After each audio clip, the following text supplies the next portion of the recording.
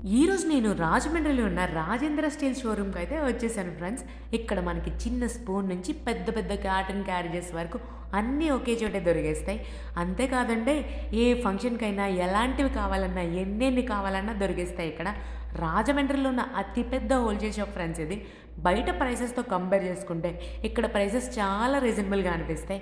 మా ఇంట్లో ప్రతి ఫంక్షన్‌కి ఐటెమ్స్ మేము ఇక్కడి నుంచే తీసుకుంటాం.